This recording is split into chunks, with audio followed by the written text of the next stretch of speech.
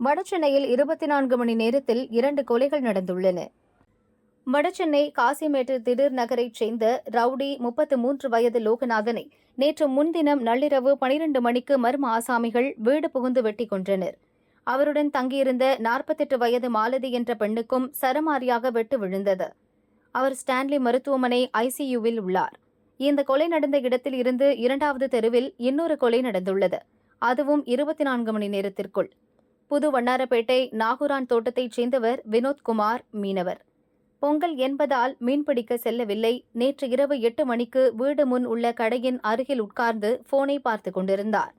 அப்போது 2 பைக்கில் மர்ம ஆசாமிகள் வந்தனர். அவர்களை பார்த்ததும் வினோத்குமார் தப்பியோட முயன்றார். அதற்குள் அவர்கள் இரும்பு ராடாலும் கிரிக்கெட் பேட்டாலும் வினோத்குமாரை சரமாரியாக தாக்கினர். அரிவாளாலும் கொடூரமாக வெட்டினர். சம்பவ இடத்திலேயே வினோத்குமார் பலியானார்.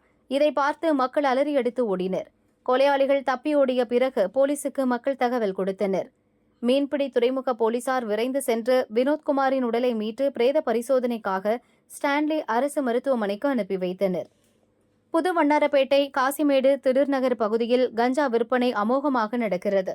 இதனால் இளைஞர்கள், மாணவர்கள் கெட்டுப் போகிறார்கள் என வருத்தப்பட்ட வினோத்குமார் கஞ்சா விற்பனை பற்றி போலீசுக்கு ரகசியமாக தகவல் கொடுத்துள்ளார்.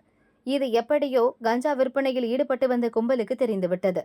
அதனால்தான் வினோத்குமாரை திட்டம் போட்டு தீர்த்து கட்டியுள்ளனர் என போலீஸ் விசாரணையில் தெரியவந்தது.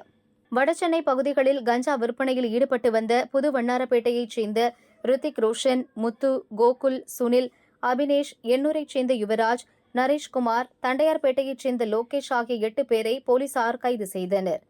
கஞ்சா விற்பனை பற்றி போலீசுக்கு தகவல் சொன்னதால் கொலை செய்ததாக அவர்கள் வாக்குமூலம் அளித்துள்ளதாக போலீசார் கூறினர். கஞ்சா விற்பனை பற்றி தகவல் சொன்னதற்காக கொலை செய்யப்பட்ட வினோத்குமாரின் மனைவி பெங்களூருவில் வசிக்கிறார்.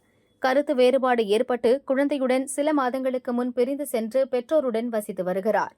வடசென்னையில் 24 மணி நேர இடைவெளிக்குள் அடுத்தடுத்த தெருவில் 2 கொலைகள் நடந்திருப்பதால் காசிமேடு, புது வண்ணாரப்பேட்டை பகுதிவாசிகள் அச்சத்தில் உள்ளனர்.